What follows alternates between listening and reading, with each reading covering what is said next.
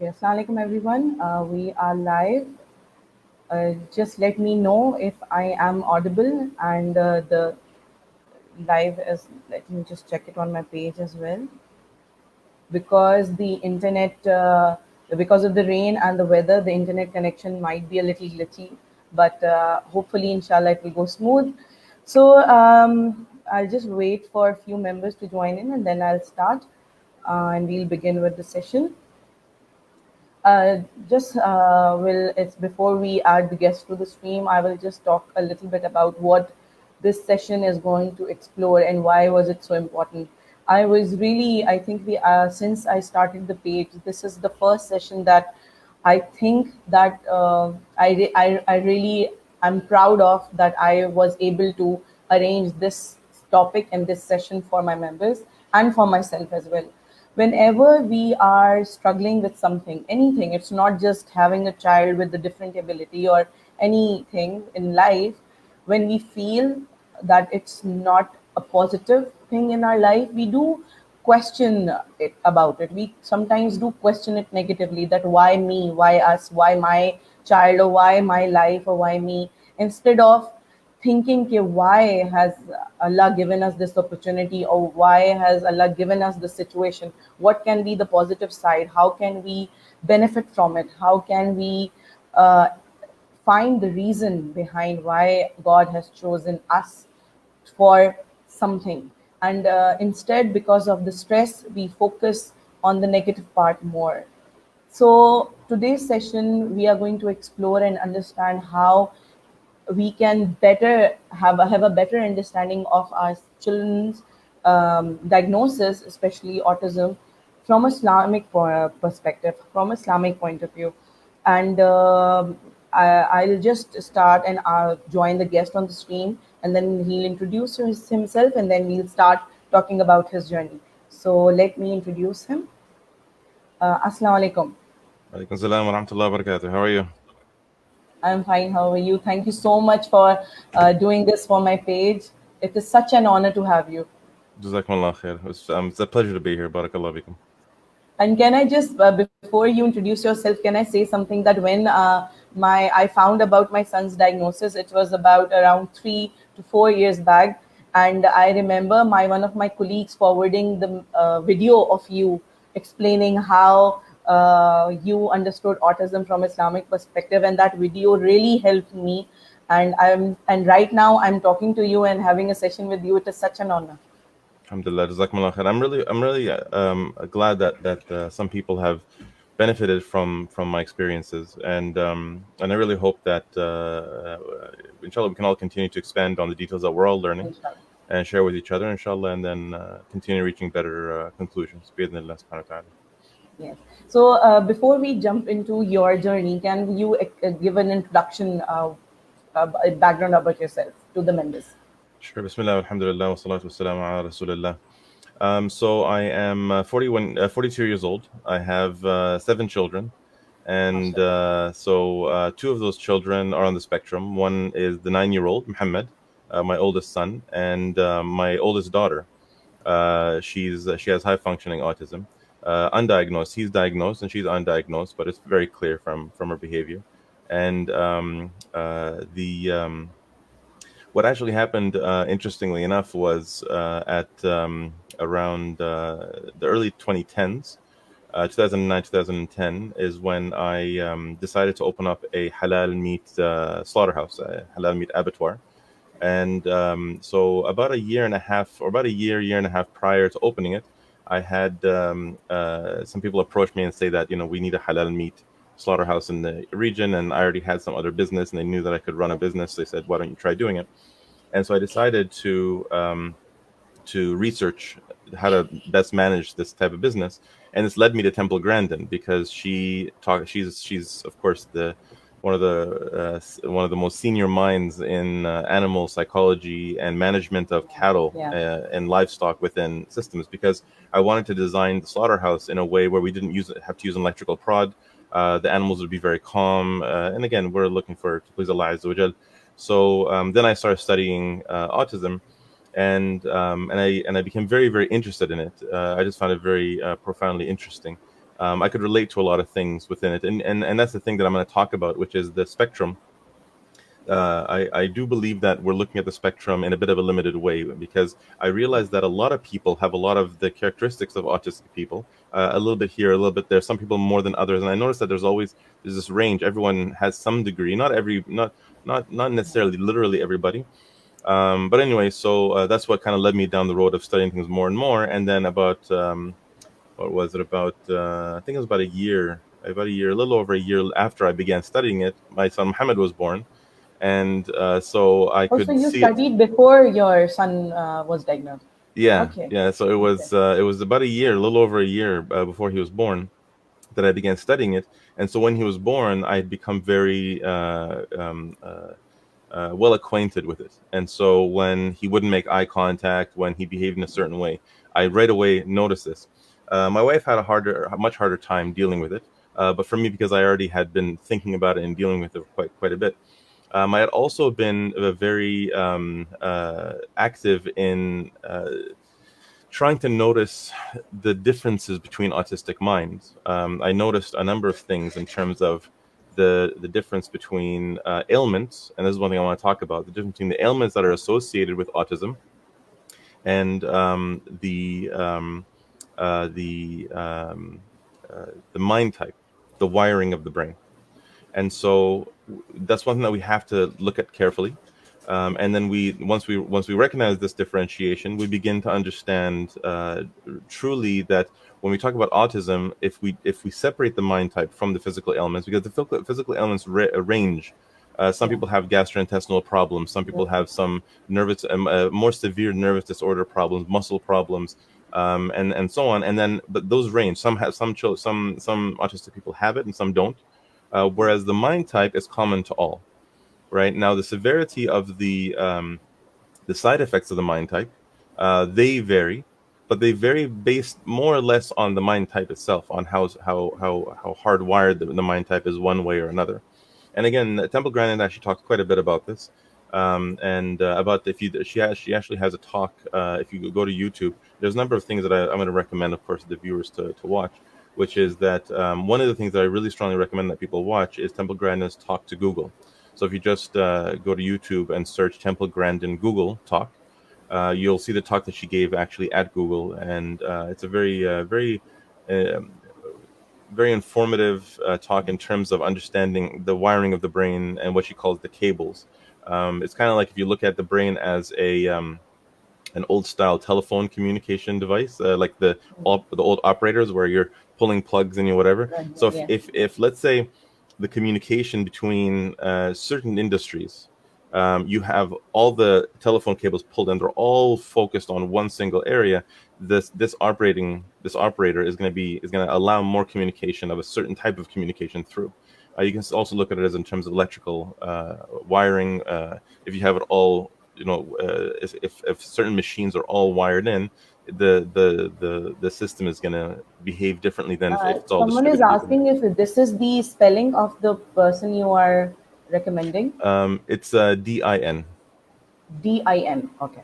Okay. IN, yeah, GRANDIN, yeah. Okay. Okay. Yes. Sorry. Yeah. Yeah. Continue. So that's essentially the beginning of it. So with Muhammad, I began just pursuing this, and this is one of the most important things I think that we have to start from. I really think that this is maybe the starting point. We tend to look at spiritual things from a secularized perspective, right? We look at spiritual things as if they're spiritual, not realizing that material things are just as spiritual things. Allah Azza wa Jal designed the physical universe around us. He designed the materials that go in a computer. He designed social interactions. He pre-designed everything in social interactions within us, that so that every single possible event and possible outcome has already been designed by him. He designed the mechanisms that interact with each other. One of the I find one of the best ways now that we're getting the world's getting into AI much more. One thing is that if we look at the human being as like an organic AI, and I'm just wondering. I noticed that you froze. Are you still there? I'm not sure if I froze or if she did mention that there are some. Oh, are you back? Sorry. Yes, yes. Please continue. Okay, Sorry about the glitch. no problem. Yeah, and so now I'm not sure when that happens. Do I disappear as well, or is it only you? No, no, you can keep talking. You will be there. It's just Okay, my internet that died. So if that okay, happens, please continue. yeah, no problem. And so so when we look at this topic from a spiritual perspective, we need to understand that that's not really how we should be approaching it.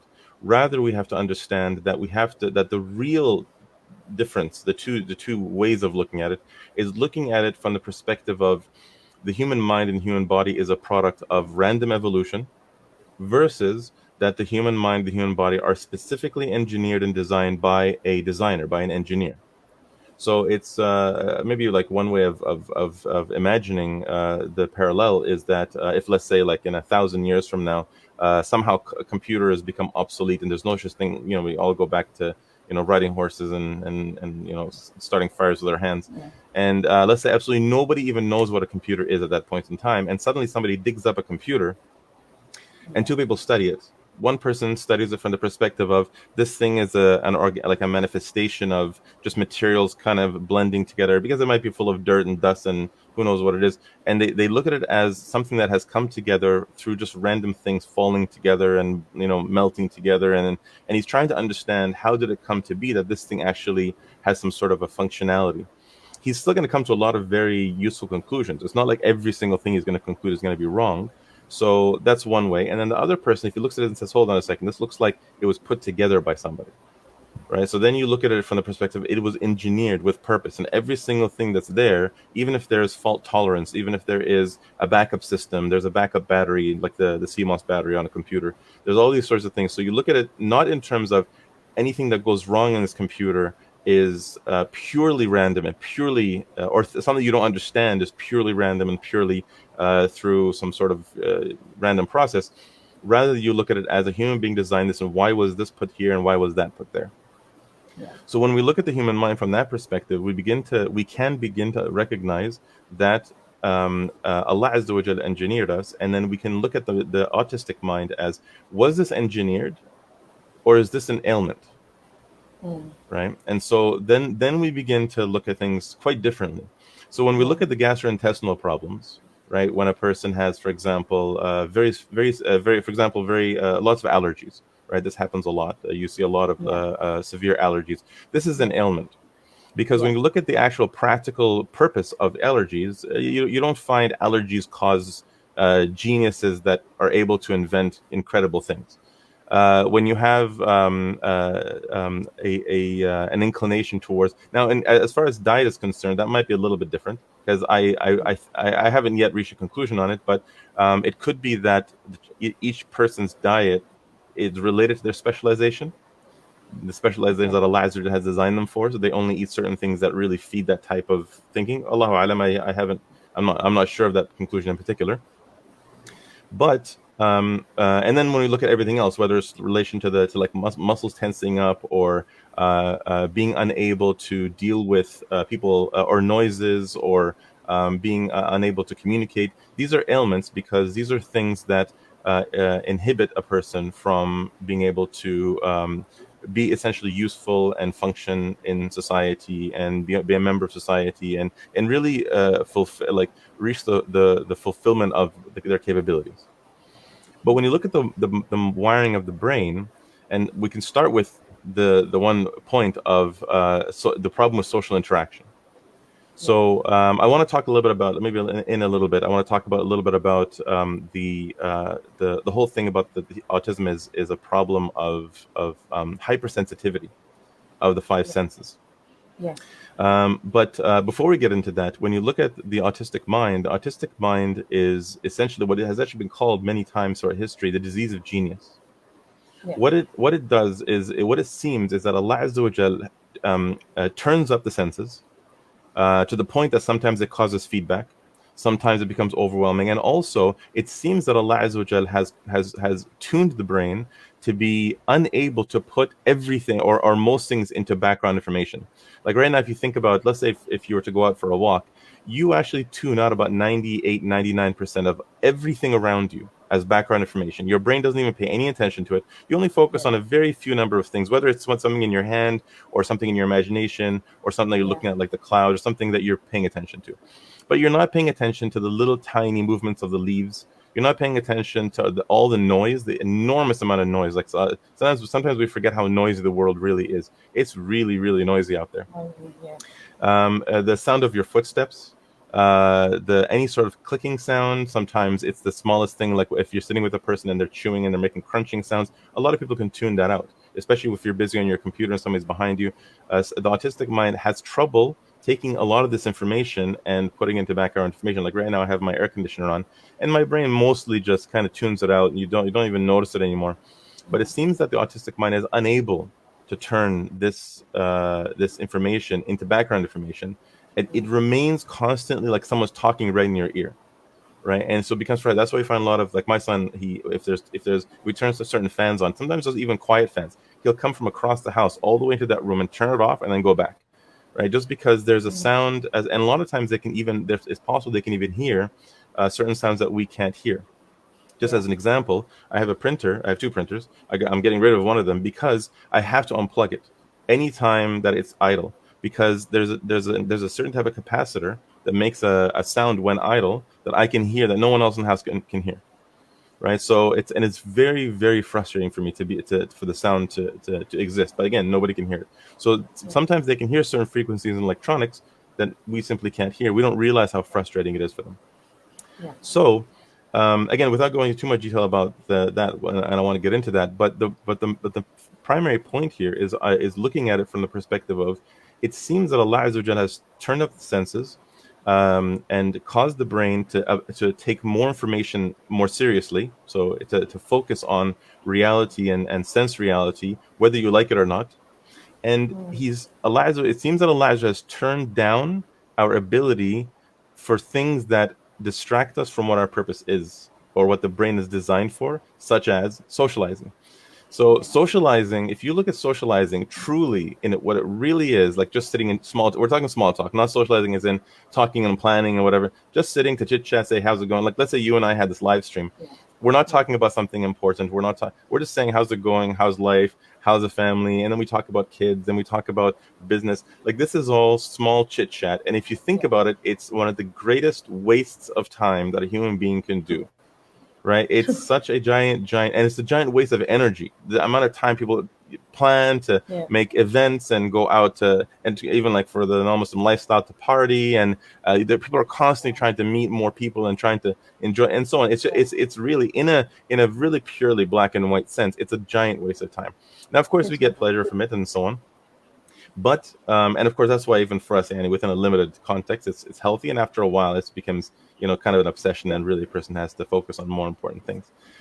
So it seems that the autistic mind it seems that Allah Azza wa Jal has made the mind unable to do well in socializing, and that forces them to become a little more recluse and a lot more focused on something, right? And so and that's really what it all ends up coming down to. When it comes down to us as parents, when we're talking about our children, it's very, very important that we understand that our role really as parents of autistic children is to recognize that we are there to try to figure out what our child is, what their mind seems to be specialized in.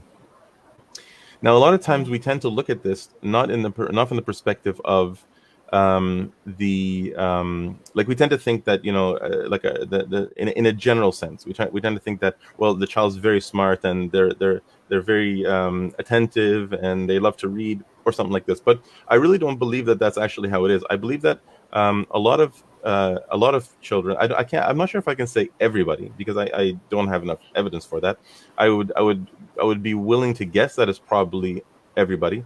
But it seems that at least many, if not most, of the autistic minds, and really everybody in general is good at something, but especially the autistic mind, is specialized in something specific.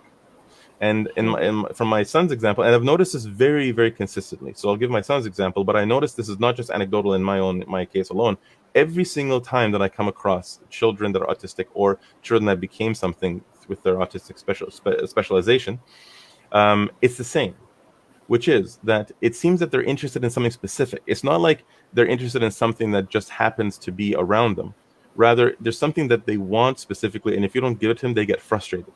Like they're specifically designed to be mathematicians. They're specifically designed to be linguistic experts. So my son seems to be a linguistic expert. What happened was that at the age of so early in his life, in his first year, we noticed that he wasn't really communicating. He wasn't looking at us. He doesn't respond to his name, and he was the third at that point in time.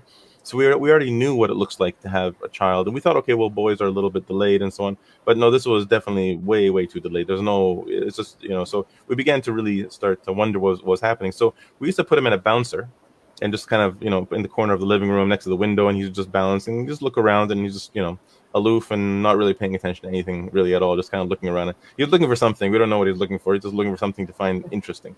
So we used to put little toys in front of him. Didn't really interest him. We put all sorts of we put a lot of things in front of him. Books sort of interested him, but it didn't really click at that point because, again, maybe he's too young and it looks too blurry. So we put up a poster on the wall right in front of him of letters of the alphabet, and he wouldn't stop laughing and squeaking and squealing, and he was so excited for hours. I'm not talking like he was just excited initially and then he lost focus. For hours and hours, he just loved the look of letters.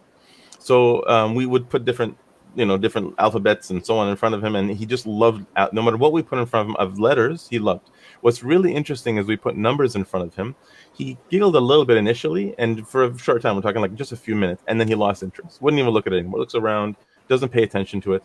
So then we put letters again, and he was overjoyed. Put numbers, he doesn't really care. So, but you think about this: letters and numbers look very, very similar for a toddler or for like a 1-year-old.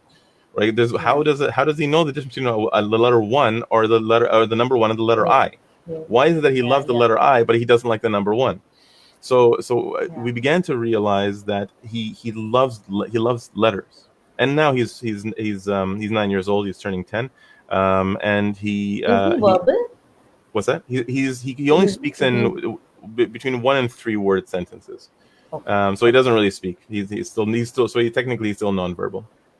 Okay. So he'll come up, and usually he'll grab my hand and pull it towards what he wants, and then I'll tell him I want, and then I'll wait for him to say I want milk, I want Cheerios, something like that. And so so now he knows 15 languages. He knows how to install languages. I never showed him this. He knows how to install languages on the computer, and he knows the Alt Shift. If you click Alt Shift to switch between languages. And I always find these weird languages like Cantonese and Russian, Ukrainian, some languages I don't even know what on earth they are on my computer, and he just installs them. And because I do a lot of work with Arabic, and I do really fast switching between Alt and Shift, and so that gets completely messed up. Forget that's ever again. I'm never going to be able to do that quickly again. I have to go through all the different languages until I find the one I want. So so he definitely has an aptitude for language. And he has no interest almost at all and of course, over the years, he's shown an interest in astronomy. He's shown an interest in expressions, human behavior. So he became very interested in human behavior for a while.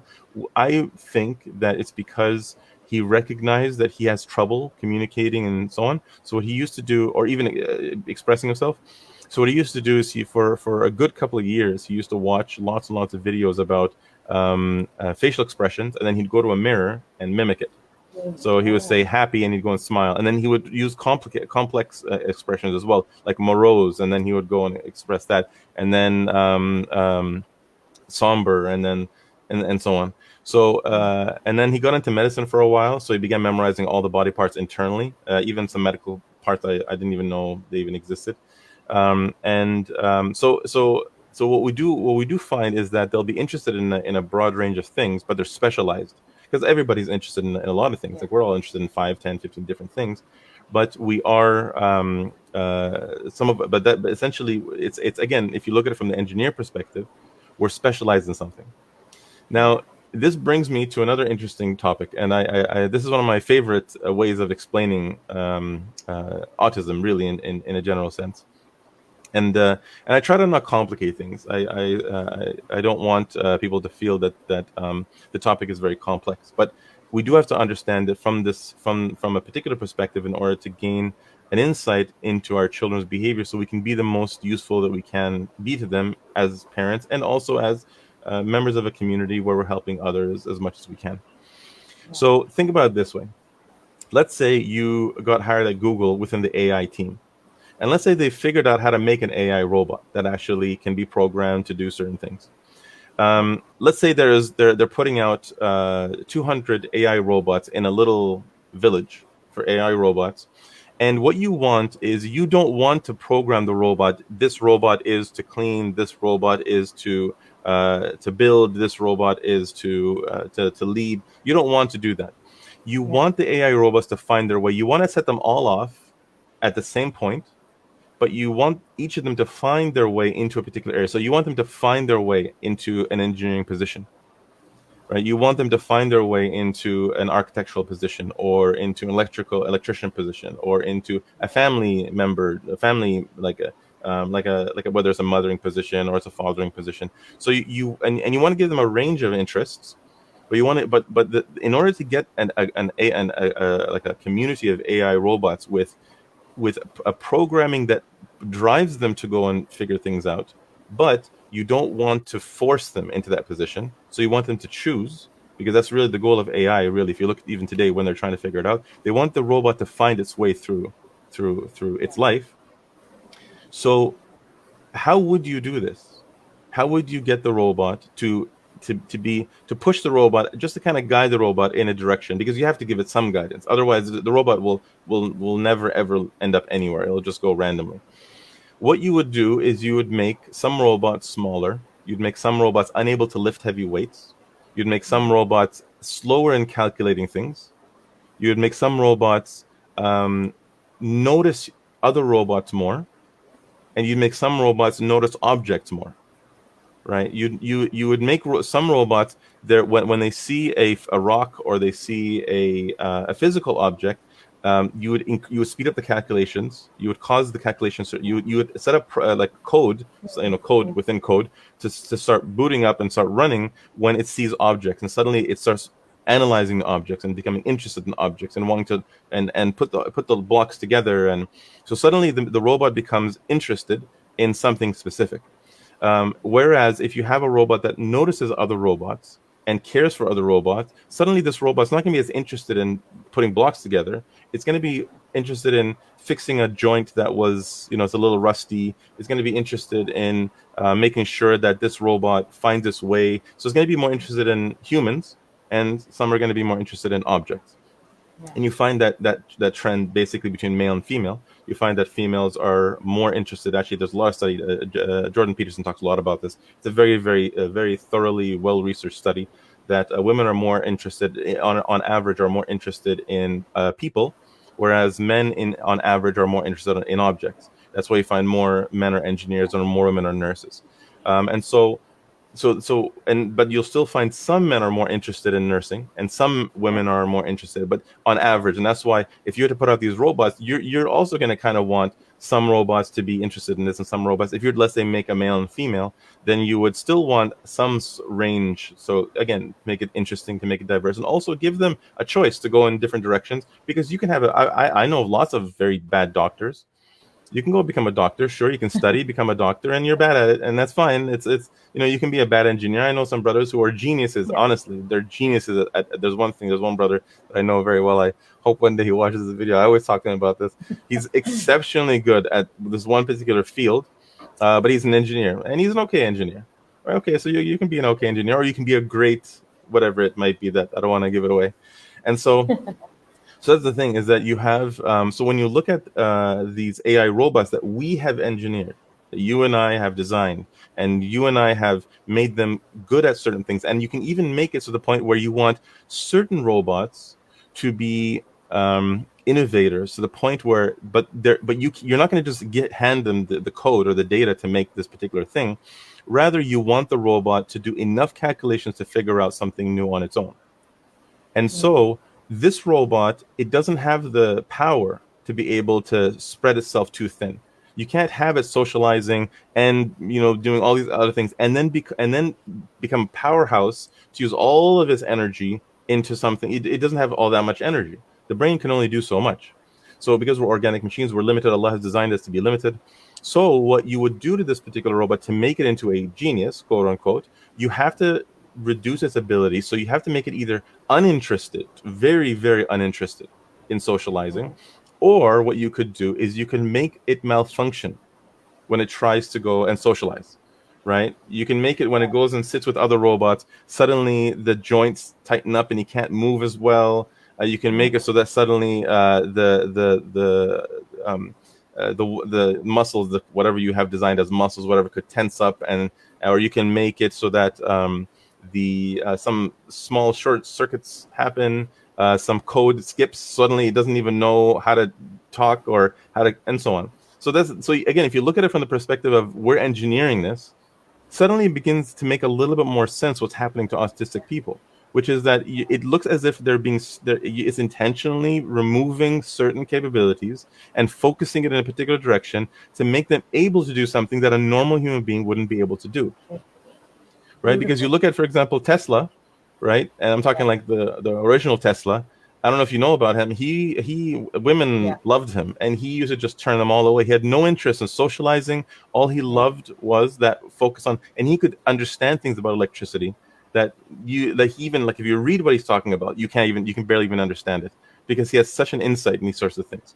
Same thing with any of the geniuses. Again, you look at Einstein, you look at Steve Jobs, you look at Bill Gates, you look at all these people that although Bill Gates might not necessarily be, but he's very likely. But I'm talking about people who are able to have a profound understanding into something that the average person simply not only wouldn't naturally be able to do so, but even has trouble, even when you're studying it, has trouble really fully understanding it. And so these sorts of things that we have to take the time in understanding the autistic mind from this perspective, and what that does is it allows us to now look at our children, and we're starting from our children because really we also look on a much wider societal scale, but we look at our children and we recognize that our children are our responsibility to figure out what their specialization is. And there's one more thing I want to say before. There's a whole other topic that I want to get, which is the spectrum. I want to talk about that next. But the last thing I want to say, and obviously if you want to add anything or ask any questions and so on, but which is that, again, if you were to make these AI robots and send them out into this village of AI robot life, and you were to give them all aptitude, it doesn't mean they're all going to reach their aptitude. Even if you had 3 or 4 out of 100, or 5 or 6 or 10 or 15 out of the 100, or these are the geniuses, you're not going to make them something. Rather, you're going to give them the opportunities to become something. Because remember, if the point of this village is to give them free choice, then you're not just going to impose something on them. And we as human beings, Allah Azza wa Jalla has told us that the point of us being here is to have freedom of choice, to choose whether to do one thing or to do another thing. Again, if you had a robot that did all the things you wanted from it, all the things you wanted it to do, but obviously you're not going to force it, you're going to let it choose.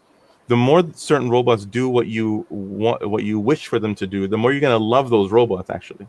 Right? So this goes back to our aqidah as Muslims, which is that the more you do what Allah's purpose is for you, not just in terms of worldly design, but also or achievements, but also in terms of your obedience to Him and so on, the more He will love you, right? And وَلِلَّهِ الْمَثَلُ الْأَعْلَى. So we're never comparing Allah to creation, but we're comparing ourselves, our limited design, to the limited design of an AI robot.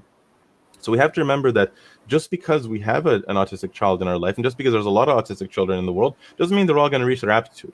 We just have to recognize that there is an aptitude, and the squandering of that aptitude is either due to our inability as a parent, which is okay. A parent shouldn't feel horrible.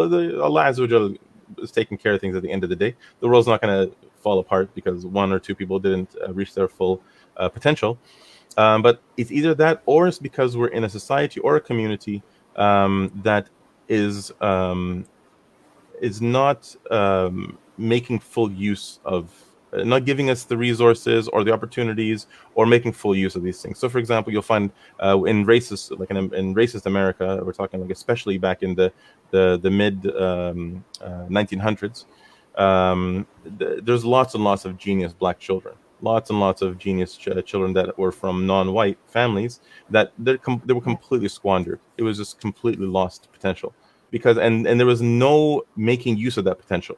Maybe one or two instances, there's some historical where they found it was just so powerful that they weren't able to ignore this black child, so they ended up making use of that genius. You find the example of NASA with the black women. There's actually a movie that came out about that. So even when there's a person who's such a genius that you can't Ignore.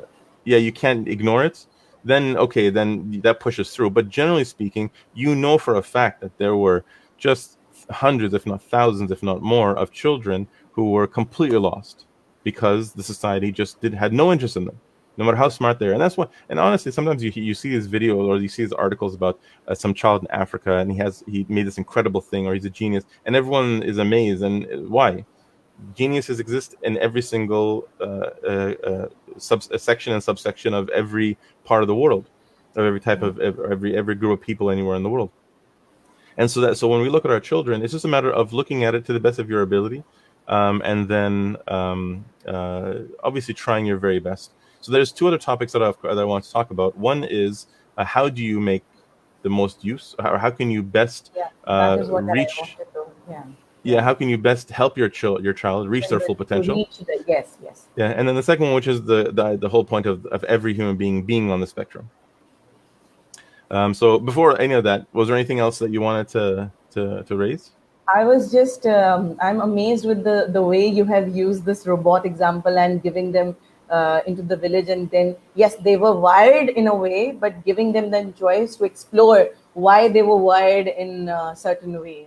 I think that is a very good example to understand from the point of view of the creator, and then why they were given a certain, certain designing with the certain robot. So I think that's a very good way to understand.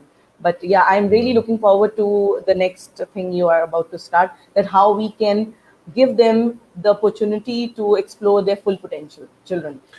Yeah. So the first thing that we all need to do as parents is we need to study the topic of autism from multiple perspectives, and we need to gain depth in understanding how others have dealt with it. And it's important to see how other children, from their perspective, how they came through it, and how they look at the world. And again, as parents, we always have to be watching our children and looking for what they want. So the first step is to become informed. And that's why I recommend watching Temple Grandin talks.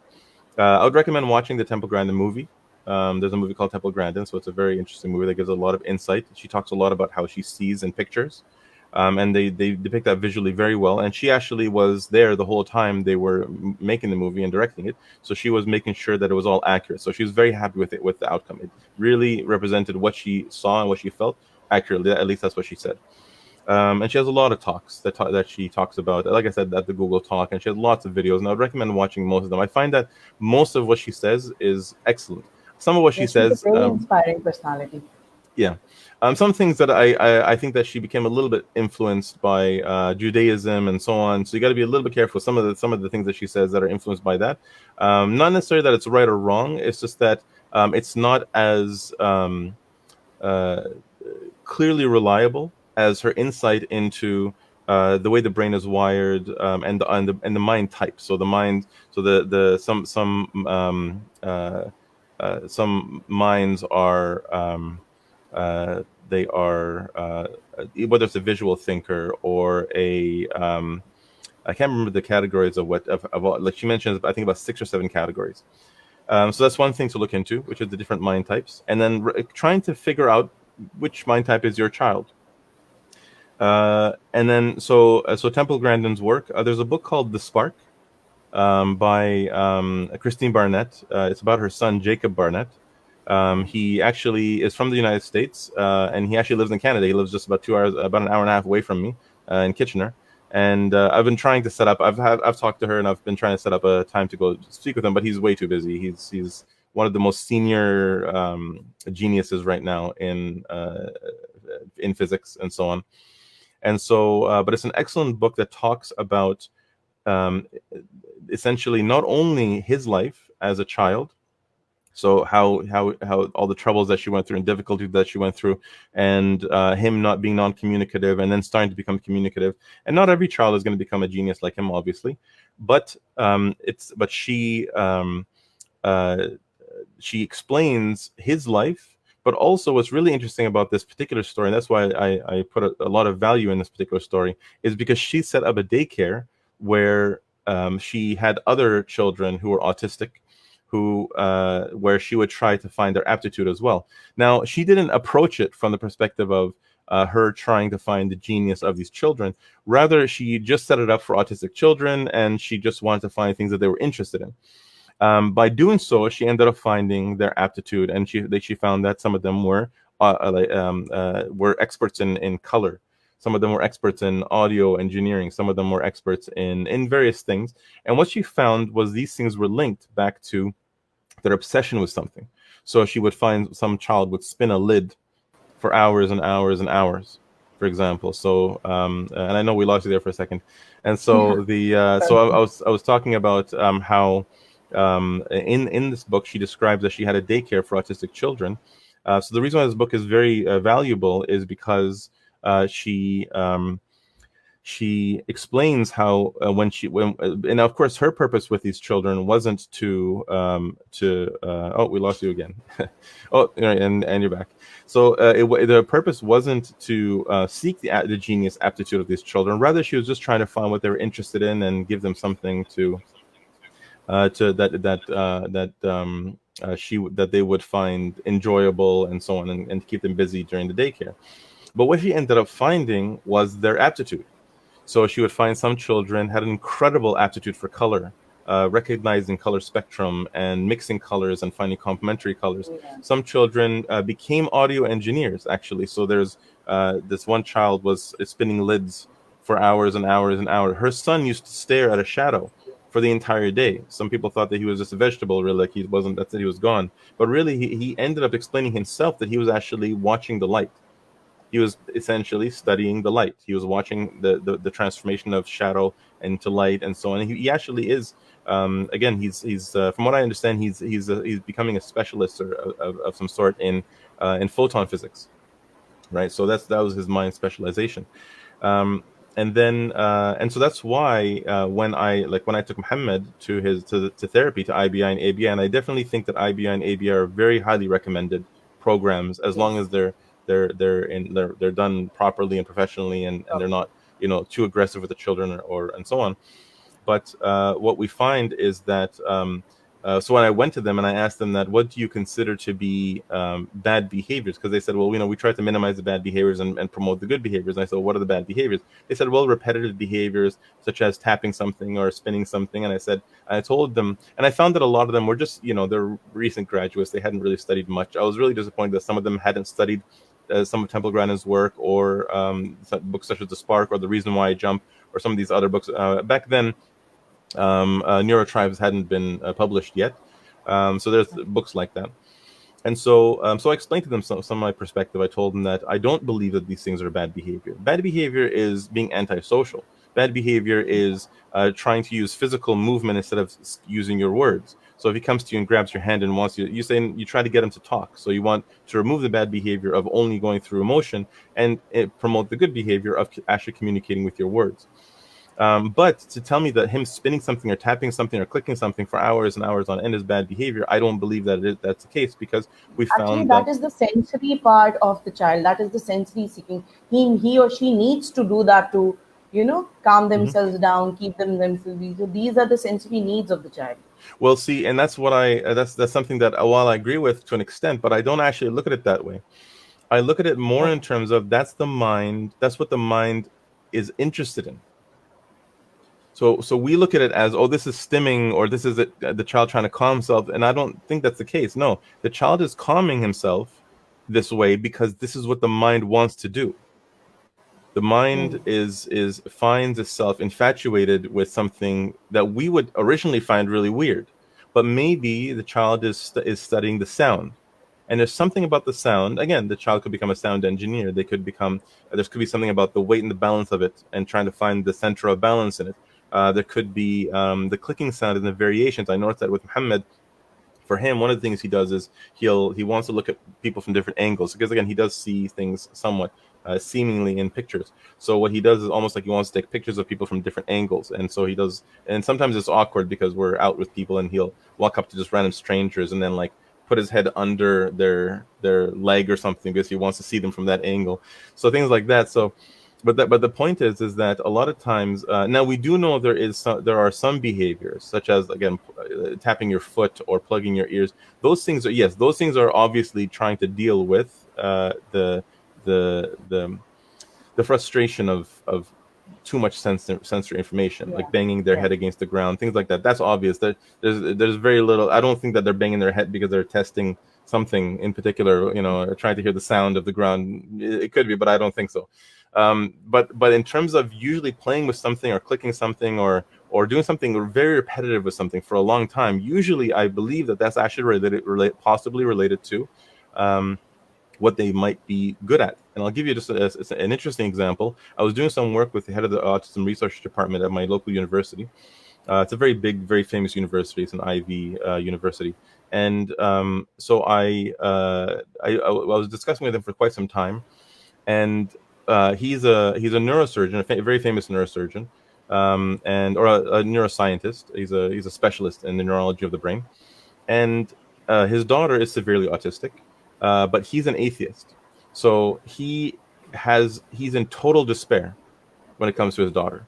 He does not see any purpose except that his daughter is non-functioning. Something's wrong with her. Evolution has taken a wrong turn. She's damaged. And it's like, it's like if you imagine throwing a bunch of parts into a machine that's supposed to make some sort of like, in the movies, and it comes out a big blob or a big mess. You're like, oh my God, we made a mistake. Evolution has made a big mistake. My daughter's a big mess from this evolutionary process. It took me a long time of discussing and talking to him to get him to even be willing to recognize that his daughter might have some sort of genius, that this is engineered. And I used to tell him that, like, I'm a Muslim, so I look at this from the perspective of design. And I said that's where that was the first time that I began discussing that it's possible that somebody who doesn't believe in design, like I mentioned with the computer and the two guys and so on, it's possible that a person who doesn't believe that this is design can still come to a lot of very good conclusions. Because in most cases, you're observing the reality. You don't really need to know that it's designed, but you will have an advantage if you're looking at it as designed. So I told him that, so I said that we can both benefit from each other. So even if you don't agree with me, and he was very hardcore atheist, like God does not exist, he cannot exist, and it's ridiculous to believe that he exists. So I told him that we can still benefit from each other. So I told him, let's look at it this way. Your daughter, now I didn't want to say your daughter must, but I was kind of implying it. There should be something that your daughter is very, very interested, that a child her age, I think she was about 4 or 5 years old, a child her age is normally absolutely not interested in. So there must she's something that she's profoundly interested in, uniquely interested in, even if that child might be interested in it, but not this much. And so he was kind of hesitant and resistant. And then I think it was either later that conversation or the next time, he kind of just gave in. And I remember his kind of shoulder even dropped a little bit. And he said, okay, so she's interested in barcodes. It's kind of like he was like admitting to me. And I'm thinking, like, you don't, like, there doesn't have to be this, like, you don't want to admit it. Again, it's probably a lot of times with atheism, they're really afraid of kind of conceding this concept that God could exist. Yeah. So, and for him, I could tell he was really afraid of having hope. And even as a side point here, for a lot of parents, a lot of times we're afraid of having hope because we don't want to be disappointed. But we have to understand that that's, I'm sorry to say, but it's selfish. You don't want to be hurt. You don't want to put all this effort in and then nothing comes out of it, right? So no, that's not the way you should be doing it. You should be putting everything into this, even if it fails. Do you think that as parents, being hopeless can be, or being hopeful is a choice for us? Absolutely. Yes. So being hopeful in your children is the same as being hopeful in Allah Azza wa Jal. You can be hopeful that Allah Azza wa Jal, let's say you get arrested or you're being oppressed somewhere in China or in Kashmir or anywhere like this, and you're hopeful that Allah Azza wa Jal will save you one day. But the thing is, He might not. Lots of Muslims died, like Sumayya bint al-Khayyat in the Meccan period. She died under the torture of Quraysh, hopeful that Allah Azza wa Jal would save her, but Allah hasn't promised you anything. So you still put in the effort, and Allah still rewards you immensely for your effort. And He might give you success, and He might not give you success. It's up to Him whether or not. So obviously that's where the real kind of shift from the AI robots perspective comes, because Allah Azza wa Jal is the one who chooses. Now, of course, you could look at it from the perspective of that if you were managing the AI robots and you can allow one role, like a robot's trying to go in a direction, and you choose, I'm not going to allow it, right? And so you don't you through the code you don't allow this robot to succeed in that particular field, and that's it. You decided. Like what are the AI robots going to do? Complain and until when? Until what? The cows come home? The cows aren't coming home. And so you're just all you can do. So all the robots can do is just say, okay, fine, we're just gonna trust whatever the designer is choosing. Yeah. And again, وَلِلَّهِ الْمَثَلُ الْأَعْلَى. So for Allah is the highest example. So it's saying, so Allah Azza wa Jal will decide what direction we're going to go, and if He's going to give us success. And sometimes He will, sometimes He won't. But we get ajr for trying, and there's nothing wrong with you trying and nothing happening, because the child doesn't have to become something great. It's just that's what makes you a good parent, dunya and akhirah. Okay, so it's very important that in this world and the akhirah, that's our perspective, is that even with Muhammad, one of the things that my wife used to say repeatedly in the past was, what if when he gets older he's dependent on me? What if he's never going to get married? What if? And then I would counter with, well, what if he becomes one of the greatest geniuses in language? What if he becomes one of the most valuable people when it comes to linguistics in the world? What if and so what if on the other side, we don't know which one it's going to be. If I were to put in my entire life's effort into this child, and he grows up to be absolutely nothing, right? It's absolutely worth it, because he could have, and if I didn't, then I would have to say that, well, maybe then I wouldn't know, right? But at least you put in that effort, and you hope that Allah Azza wa Jal accepted that effort from you, and Allah Azza wa Jal chooses at the end of the day. So we're just His creation, and all we're doing is running as fast as we can. I think here that's the point when parents keep putting the effort in. And for instance, because as you said, that every child has this special designed by Allah, that they are going to be interested in something and not interested in something. And parents sometimes don't realize that they don't know what the child is interested in, and then putting in an effort and the child is not responding, they start losing hope. Yes. So I think this is where we need to see from this perspective, that even trying for it and hoping for something better is an ajr. Yes. And that's why it's very important that our focus is our child. So the focus is doing everything we can. Again, honestly, it's not much different than having just like a normal child, who's in what I would say in the middle of the spectrum. So I'll explain that again, maybe at the end. Who is not on the autistic end of the spectrum, but is just in the more what considered to be normal center area of the spectrum, of the human spectrum. And you want your child to become a doctor or an engineer or something, like a dentist or an architect or something. And so what do? You think, oh, well, I'm just going to have despair because my child at the age of 4 isn't doing calculus.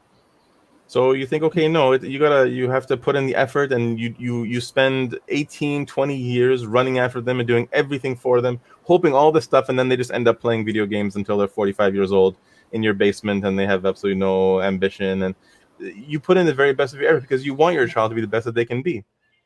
For you to have despair too early on, it logically doesn't make any sense, because that's what the whole point of everything is. You want to start a business, you start with hope, and you work towards a very big, ambitious goal, and you don't give up too early. And if you start off on the perspective of, oh, well, something is it's not gonna work out, and then it might not work out.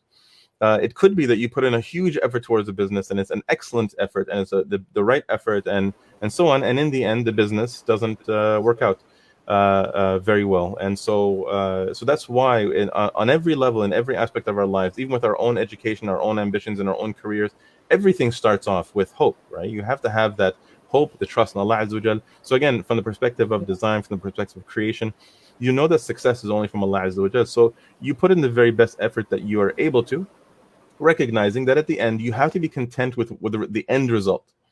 And that's where our aqidah comes in, which is being content with what Allah Azza wa Jal has chosen for us at the end of the day. Excuse me. Unless like we lost you again. So now when it comes to, again, going back to the issue of advice of for ourselves, towards our children, as I mentioned, so the first thing that we need to start with, which is educating ourselves. So I would, like I said, my recommended kind of reading is the work of Temple Grandin, the book The Spark, the book The Reason Why I Jump, the book Neurotribes. I love that. The I think it was written by this child, I think from a Japanese person who Yeah. was autistic himself. Yeah. Yeah. It was And the thing is amazing. that, yeah, he learned to communicate through a machine. And it speaks a lot about the nature of the autistic mind. And that's why it's very important to that's one of the reasons why the field of research of autism progressed so dramatically, was because Temple Grandin was the first known highly communicative autistic person who had very severe autism. So she was able to talk about what she went through and how to deal with it. And so suddenly we began to really understand it now. And so it's one of those things that you really do require people who have insight from this perspective. And that brings me actually to the point of the spectrum. So it's very hard for somebody who's actually let me speak about this, what the spectrum is. So the spectrum, if you were to imagine, so what we have today as a spectrum of autism is a spectrum of there's different ways of judging it, but basically somebody's on the autistic spectrum, so they're autistic. And that autistic spectrum is on a range of severity of usually 1 to 4. 4 is very severe, 3 is non-communicative but still generally functioning, is able to play and so on. 2 and 1 are more in the high the 1 is high functioning autism, and so on. And there's a number of checks and measures to recognize where the child is, or where the person is on that spectrum.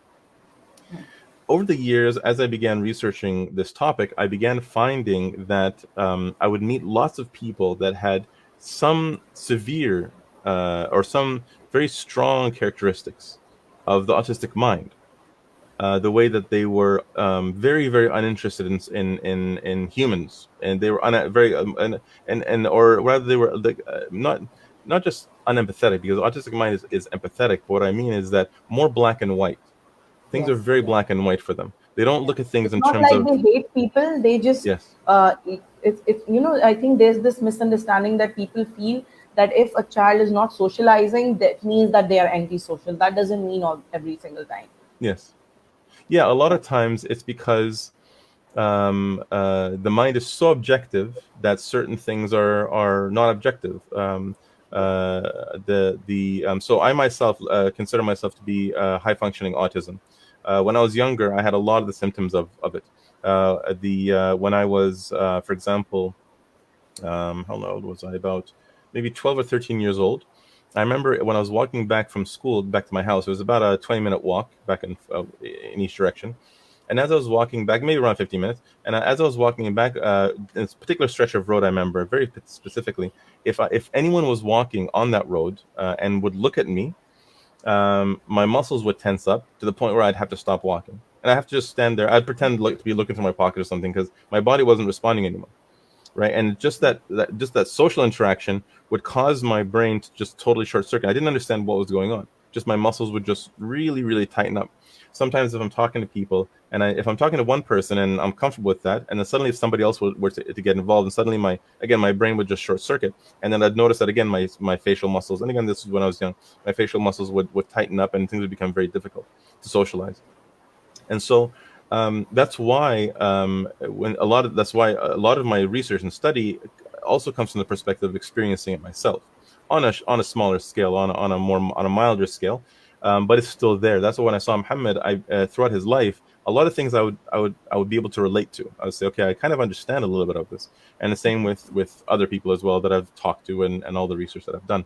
And that's why studying this topic from the perspective of somebody who is on the spectrum, whether they have severe and they're able to communicate, or those who have mild or kind of mildly high functioning, they're going to have an insight into it, because this is something that is very, very difficult to simply observe. It requires an understanding of what's happening on the inside.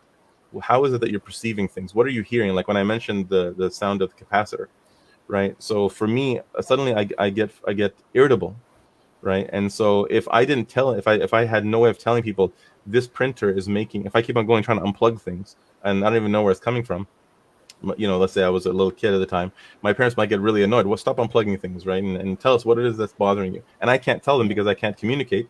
So you see that there's a problem there. That he's turning stuff off, and he's turning stuff, and he's flipping stuff over, and he's starting to freak out and scream. It's because maybe there's something that he's hearing, and it's very frustrating. And then for me, again, as soon as I unplug this printer, I feel like a breath of relief that this frustrating kind of like noise that's kind of getting in my head is just gone now. So lots and lots of these things. So that's the thing, is that and by the way, just on a quick side point, I didn't mention this enough, which is that autism itself, at its root, is a hypersensitivity in the nervous system. So the five senses are very, very very sensitive to the world around them. And what that does, it makes the human being focused on the real world. That's why people are usually black and white, based on facts. They're very objective, because math and physics and this is all. What's that? They're very honest also. Yeah, very matter of fact, right? Because this is the reality for them. Their body and their mind is so hyper focused on the actual physical world, the reality, that possibilities are not really as. And of course, they could have an incredibly vivid imagination, but their focus is on the real world. And that's why the autistic mind tends to be very black and white when it comes to assessing things and passing judgments. And the autistic mind finds vagueness and generalness and abstract assessment of things to be quite annoying, actually. And so that's why. So again, over the years, I began charting out the characteristics of the autistic mind, and then what's on the other side. I couldn't figure out what was the opposite of this.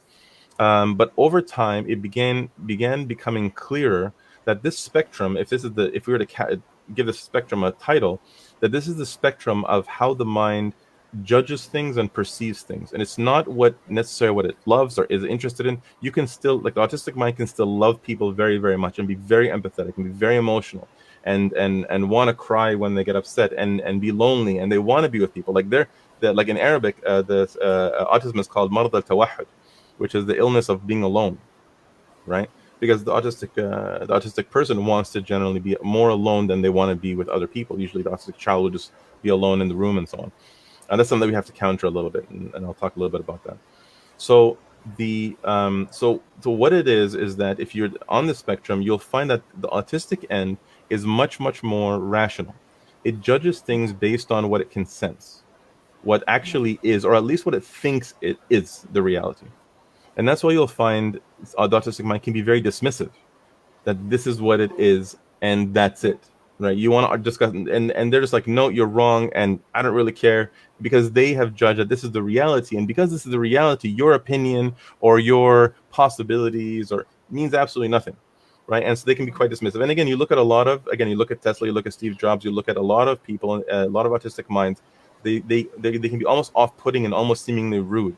That is just like, this is, they'll even say this is a stupid idea, this is dumb, this is because for them it's right or wrong, right? Yeah. So if it's wrong, well, it's wrong, and so you're wrong. Just go away and come back with something that's right, because it's so focused on what's right. Yeah. That makes that mind incredibly good at math and physics and real world design, because in this world something is or isn't. Right, when you're talking about physics and math and so on, like you have an engine of a car, it either is going to work or it isn't going to work. There's no like, well, I feel, or I have it doesn't matter. Even if you have a theory, either it is going to work or it isn't going to work. Either the engine's going to blow up into a million pieces or it's going to work. You can have like a 2,000 horsepower engine and so on. So that's one end of the spectrum. On the other end of the spectrum is, well, you look at it again, if you think about it with me, as you go less and less about the physical world, and you say, what else does a human judge things according to, if not by rational sensed or sensed rational reality, right? It goes towards emotions, Yeah. right? So you start judging things based on how you feel about things. You Yeah. start judging, and then feelings are in shades of color and possibilities, and so it's not about your imagination, it's not about loving nature, it's not about any of these things. It's about when you want to look at and assess something, you don't assess what is, you assess what could be. You assess Yeah. things based on, well, I feel that this isn't going to work, I feel that we should do this, I have a premonition, I have a feeling that's a, and then the autistic mind is like, what are you talking about? Do you have evidence or do you not have evidence? Do you have facts? Give me some facts, show me the facts. And so you find a conversation. And by the way, 4 out of 5 autistic children are male, right? And 4 out of 5 bipolar people in general are female. And so you find that and so whenever we talk about the difference between male and female, we're talking, these are the extremes. So just like the extreme end of autism, you'll find the males as being dismissive, and we're talking, again, not all males, but generally speaking, men are going to be more dismissive and more black and white about things, and then women are going to be a little more about how they feel about things. Emotional. And Yeah. Yeah. exactly.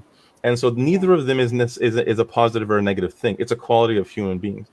In society today, we tend to look at these things in a negative way. Oh, you're saying I'm emotional, and so no. What are you saying? I'm a jerk.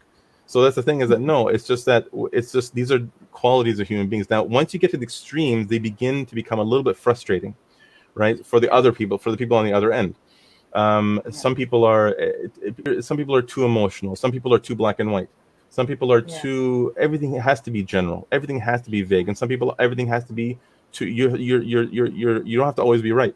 You don't have to always be absolutely black and white about everything. So once you get to the outer extremes, then you need some teaching. These people need guidance, how to get their qualities under control. And that's why, even when it comes to, like, I teach out of school and I deal with students, I'm always looking at the students, everybody, as they get towards the outer edges. You want to teach them to become a little bit more towards the center. So those who are right at the center, you might want to get them to specialize a little bit. And those who are on the edges, if they start having some bad qualities, meaning that they're getting a little bit too much of one quality, whether they're being too dismissive and so on. One of the advice that I give a lot of brothers that I talk to that have a talent on the autistic end of things, like a very black and white thing, is that they tend to think that rather, it's not intentional. When a person is extremely good at something, when they talk to other people about it, people seem dumb. And it's a very important thing to understand in your children and in yourself. You have to teach yourself and your children that that's not that people are dumb. It's just you're good at that thing. Okay, so because you're naturally good at it, it's going to be very easy for you to understand it. Everyone's going to seem like they're dumb, but they're not. It's just that they're normal. Most people are going to have a hard time with calculus. One of the first times I began noticing this was with Jacob Barnett. He has a video where he's trying to explain to people how he does math. You might be able to find it if you go just type YouTube Jacob Barnett and maybe explaining math or something. What he does is he has an overhead projector, those like laminate kind of, you put something down on a clear thing. And so he brought Yes. these Yes. these shapes of a blue circle and a red square and a triangle and a yellow triangle, all these weird shapes, and some of them are like weird cutouts. So he's trying to explain to us, and it's really funny, it's really, it's almost cute. He's trying to explain to us how his brain does math, and the way they can do incredibly massive calculations in such a very, very short, very simple Yeah. way, short time, and a very Yeah. simple in his mind. So he's showing us. So he puts down this circle, and he puts down this. So he said, this triangle and this circle with these two colors is 12. And then you bring this thing and you put it over here, and it's like 1,124. And then he's doing all this stuff, and he thinks that this is so clear, and everyone's going to be like, wow. And he doesn't understand, your brain is wired to do this. Our brains are not wired to do this. And no matter Yes. how much you try to explain to me, I'm always going to sound like an idiot trying to understand what you're doing, because it's so not at all how my brain processes things, right? And so that's what we have to recognize, is to understand that humility that has to be there, which is that when you're very, very good at something, you have to understand it's not that everyone else is beneath you. It's just that Allah has made you special, and also that specialized. I mean, not just special, but specialized. And you have to understand that that doesn't get you into Jannah, right? You go to Jannah because of your good behavior, because of your honest intentions, and so on. You don't go to Jannah because you're an expert. Lots of experts were terrible people in this world historically. You find there's a lot of really bad people historically. And so that level of humility has to be there. But anyways, going back to the spectrum.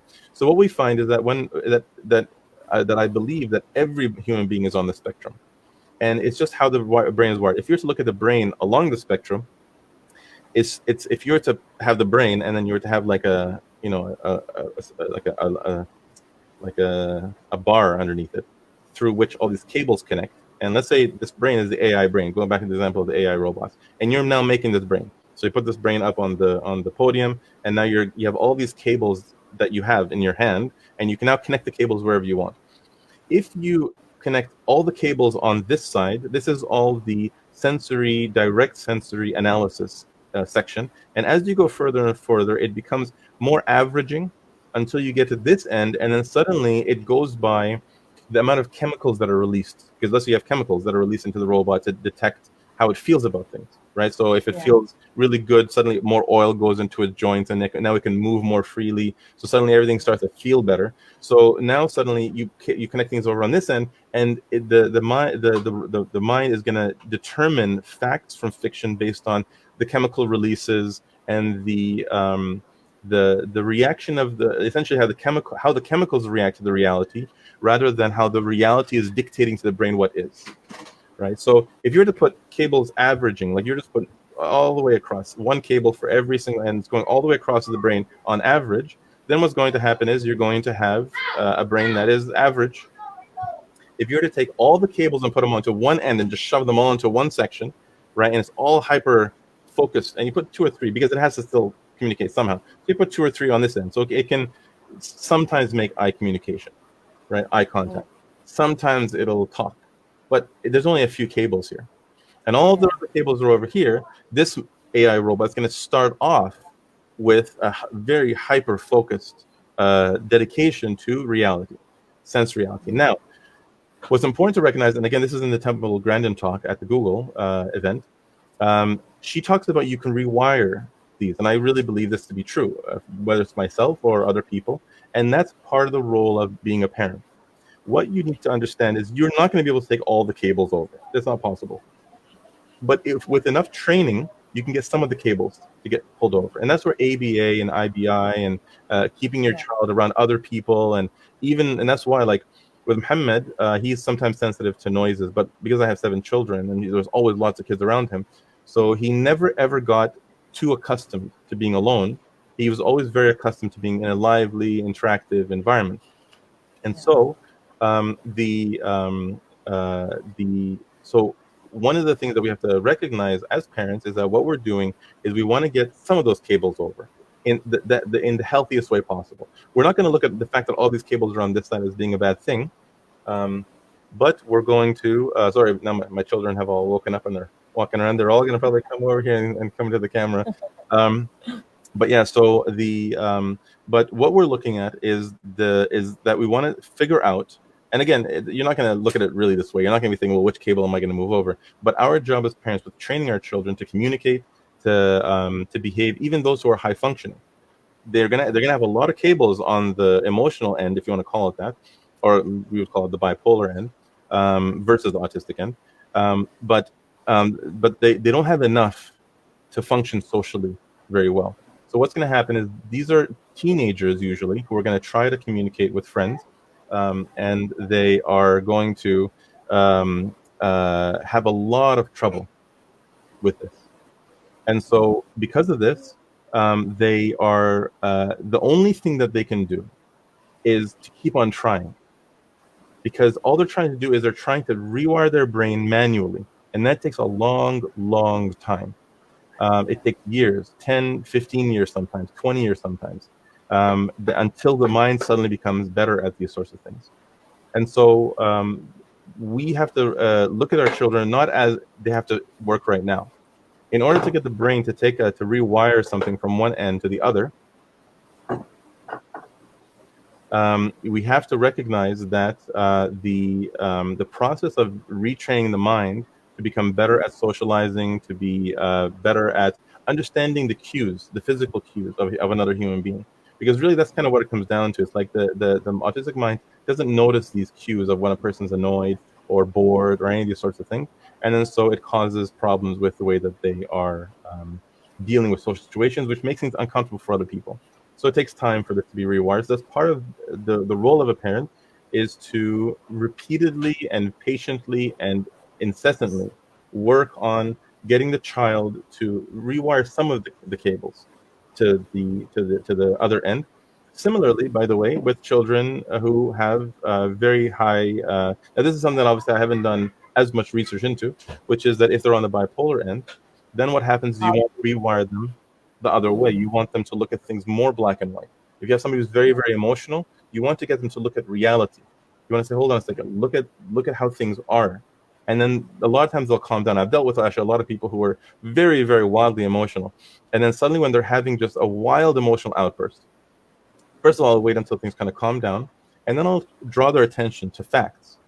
Or I'll say, well, look at this and look at this, and slowly, gradually, look at this, look at this, look at this, slowly until they begin to focus on reality instead of focusing on the emotion. Because the emotions, you'd be thinking, if the emotions are blowing things out of proportion, and you judge things based on emotions, and if the emotions are just you're going to be all over the place because you're judging based on the emotions. But when you tell a brain, hold on, look at what's happening, look what happened yesterday, and look what's happening today, and look what happened 5 minutes ago, and look what's happening right now, the brain will say, well, wait a second, okay, actually, things aren't as bad as I thought they were. And then suddenly they'll calm down, they'll feel better. So this understanding of autism helps us on the entire spectrum of people, where and that's why like as I began getting more and more involved with autism, and I began making more announcements online. People have been contacting me for years now, and I began realizing lots of people would come to me with a problem that I had never thought about how to deal with. But because of my understanding of how the spectrum works, I would figure out where they are on the spectrum and realize, okay, well, you're way over here on the emotional end of things. I wouldn't say that to them, of course, it is in my mind. And I would draw their attention to facts and reality and just constantly get them to look at those facts. And by retraining the brain to look at the facts rather than look at how you feel about things, the mind starts to realize, okay, wait a second, I need to regulate my emotions according to my mind.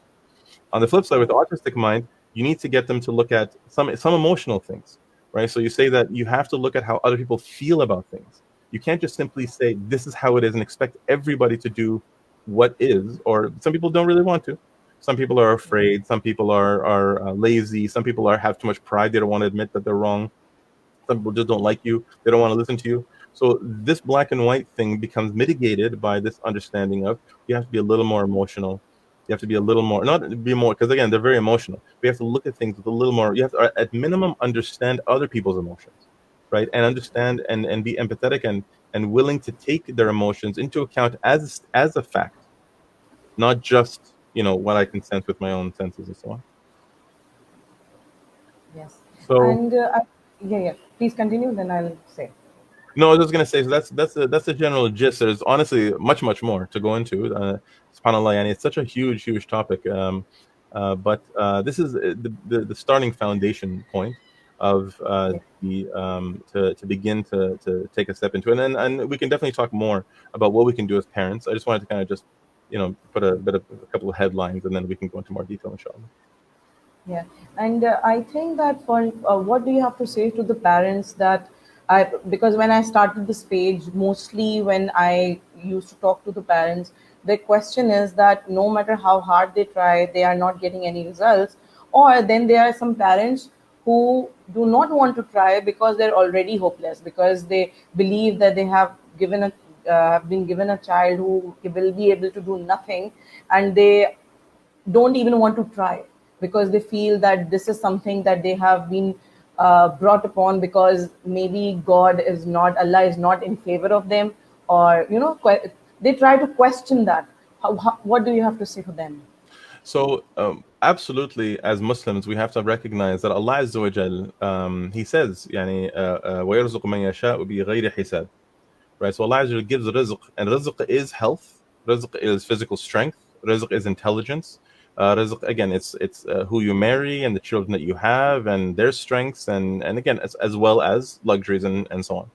So, as well as needs and luxuries. So, Allah Azza wa Jalla says, Allah gives this rizq to whoever He wills with no accounting. So He doesn't give wealth to those He loves. He actually gives a lot of wealth to those who He hates, to extend them into transgression and sin. And He will give wealth to those He loves as well. And He will take away, He'll put into poverty people who He hates, and He'll put into poverty people who He loves. So wealth and poverty are not a gauge in any way, shape, or form, whether Allah Azza wa Jalla loves you. Allah loves you based on your behavior, right? So you might get a child who's has Tourette syndrome, has Down syndrome, has cerebral palsy, has whatever physical ailment that you can imagine, and that's not in any way Allah saying that He loves you or hates you. Rather, what it's saying to you is Allah Azza wa Jalla has given you a task. And how are you going to handle this task? Yeah. Are you going to get into Jannah through it? Are you going to be a great Muslim through it? Or are you going to be somebody who is going to question Allah's choice? Again, think about it this way. Again, going back to the example of the AI village, and you're now going to put in a few young, or I guess because in this case the AI robots don't grow, you put in 3 or 4 out of the 100 AI robots that have some physical problem. Some of them, let's say out of the 4, 2 of them can be fixed, and 2 of them are specifically unfixable except by you. You know how to fix it, but the robots have no idea how to fix it. And you send these robots into this, and now they get welcomed into the community, and then suddenly they start thinking, the designer must hate us. Why would a robot think that it's part of the test? I want to see how the AI robots are going to handle another robot. Are they going to shun him and throw him out? Are they going to ignore him and let him suffer? Are they going to be selfish and just go out and constantly, socialize with other people? Like some people would go out and leave them with a caretaker or something, just go party and ignore their kids, right? Are they? Is the robots going, because we're monitoring? I think many parents do feel ashamed also Yes. taking their children out. So yeah. And then imagine you send in this robot that has a very severely damaged joint, like you put in like the joint backwards or sideways, that it simply cannot walk because it's constantly limping. And imagine that a group of people, a group of AI robots, choose to take care of it and take pride in it and take it everywhere they go and treat it normally. How are you going to feel about those robots? How proud are you? I mean, again, these are AI robots. They're not even human beings. But how proud are you going to feel of these AI robots that they chose? You're going to think that these are the best of the AI robots, right? And so that's the thing, is that, again, always, for Allah is the highest example in all cases, is that now we have these situations in our lives. How are you going to handle it? Are you going to handle it in a way that's going to make Allah Azza wa Jalla loves you and be proud to put you among those who He puts? Again, there's narrations that talk about Allah mentions certain people in the presence of those who are in His presence, of the malaika who are in His presence. Or are you going to go fall into despair and so on, forgetting the fact that Allah chose this? Again, you can look at it. You can look at this as an error of evolution, whether you intend to or not. This was a mistake. This was a problem. How did this happen? This was or you can say Allah Azza wa Jal designed this human being with a defect for us human beings, not just me as a parent, his friends and community and society, government, whether it's medical care and so on. How everybody's going to deal with the few among us that have these defects, these design defects. And whether or not we're going to prove that we are at a high level of humanity, or we're going to prove that we are selfish and don't really care and so on. Not to say that any parent that's struggling is selfish. This is a very important thing to recognize. A lot of times when I say that, I know that some people who are struggling and they're thinking, I should do better, they think, oh my God, I'm selfish. No, the fact that you care proves that you care, that you are at a very high level. If you didn't care, like if right now you're on the video and you're like, I haven't even seen my handicapped child in 10 years because then okay, that's probably pretty selfish. You probably should go and fix that. But of course, there's always different scenarios, and of course, so don't take this as any specific scenario. But rather, what it is that we have to, so we start from the perspective that Allah Azza wa Jalla has chosen everything for us. At the end of the day, Allah has chosen everything in this dunya. Nothing is outside of what He has specifically chosen for, in terms of things that we don't control. So, and what we do control is how we behave in response to these things. And that's why with autism is unique though, and that's why like if a like I we are one of our close friends, a brother and sister, they have a child, excuse me, they have a child that has cerebral palsy. And so in that particular case, that's a test where they are going to have to be selfless and patient and sacrifice for their child and give their child a great life, even though the child has very, very severe physical ailments. And inshallah, I hope and we all hope that this is a doorway for all of them into Jannah together.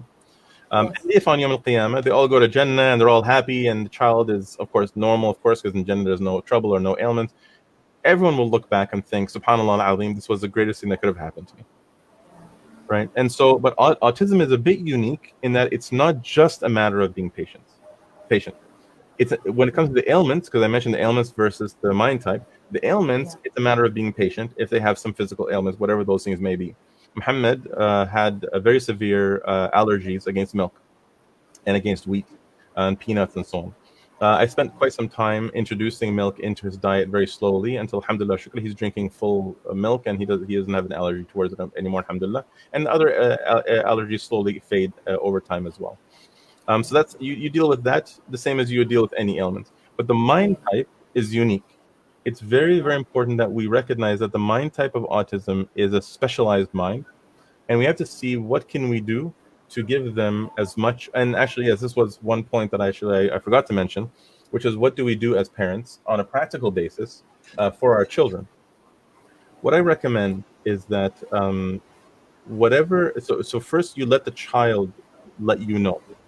You shouldn't have ambitions specifically for the child. You shouldn't be like, I want the child to be a great scholar or a great doctor or something like that. The child is already pre-designed to be specialized in something. You need to just Yeah. figure out what are they really interested in. If they're Um, interested in clanging something for 10 hours, let them clang not just that something, bring them a million things to clang. Okay, put all the things in front of them. And then within that, you'll start noticing that they're starting to specifically want to clang certain things. Let's say wooden things or a metal. some textures or some kind of, yeah.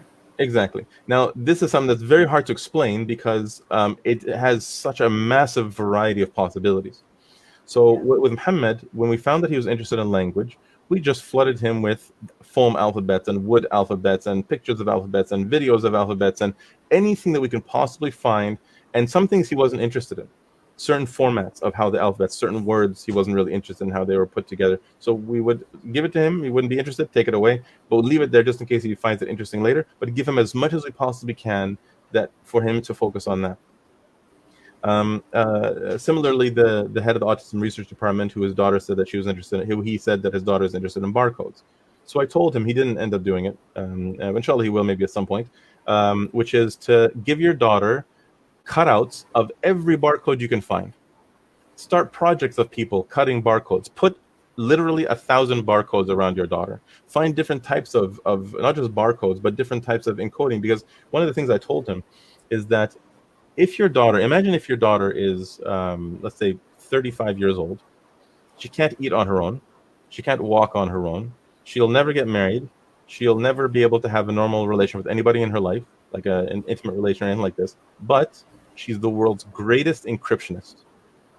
She wouldn't that be worth the world and everything in it for you? So the thing is that it doesn't really matter if you can't get the ailments treated. We try as hard as we can. But if we maximize their potential to the best of our ability, and they became something very beneficial to other people in their genius and in whatever it is that Allah has designed to be good at, then that is extremely fulfilling and valuable and worthwhile. For us, Yeah. dunya and akhirah. For them, dunya and akhirah. So the thing is that because it's not always about just like dunya and trying to like say, oh, I have a genius child, or oh, my child's some great physicist, or them to say, oh, I'm a great physicist. No, it's about benefiting the world Yeah. and then going on Yawm al-Qiyamah saying, Ya Allah, I did things that were beneficial for others, right, for your sake, Yeah. obviously. So that's why find the things that your child loves to do, no matter how repetitive, no matter how unhealthy it might seem. And that's why it's really important to read the book, like I said, the book The Spark. because it talks about all these children with repetitive behavior, and then what they ended up doing, that was their what their genius was. And again, your child might end up becoming very good at something, not necessarily a genius. We all as parents, we always dream of our children as being the greatest in something, but in reality, just hope that they become good at something. Yeah. And that's enough, right? And so Yeah. that effort, even if it doesn't amount to the greatest thing, give them something good in this world, even if you're gonna have to be there for them. I would just like to add something, because some of the mothers mentioned that to me, that their children are around 15, 16, non-verbal, they can't read. So they are worried that my child will never be able to read Quran, understand Quran, will never be able to read namaz, will never know the concept of Allah. So how will he go to Jannah? So there's this one, and he will grow up without knowing what Islam is about, what Allah is about. So what do you have to say for them? So in the case where the child is unable to comprehend these things, Islam says that Allah Azza wa Jalla does not account them. So that you're not. So there's the concept of mukallaf in the Shari'a. So in the laws of Islam, there's taklif is when you are made responsible to implement the rule, and taklif is only on the person who's able to comprehend the rule. So on somebody who's prepubescent, so a child, they're not mukallaf because they're not able to comprehend, even though they can follow instructions, but they're not able to comprehend the instruction. Right? Somebody who has comprehension problems, somebody who's lost their mind or has fallen asleep or is in a coma and so on, these people are not able to comprehend instructions, even if they can hear it, even if they can remember it, but if they cannot comprehend what the instruction actually means, they're not mukallaf, they're not responsible on the Day of Judgment. There's evidences that talk in different directions and it could be that all of them are a possibility of what would happen to a person on the Day of Judgment. Which is that one narration mentions that Allah Azza wa Jalla will tell them, so people who did not become Muslim due to something in the dunya that prevented them, either for not knowing, or having some sort of an insanity, or dying as a child, and so on. One evidence mentions that some of them will go to Jannah. They just go to Jannah. And another narration talks about, and it could be these are older people. This could be referring only to people who were sane and able to comprehend, but they never had a good enough chance with Islam. They never understood enough. They never heard about Islam or something.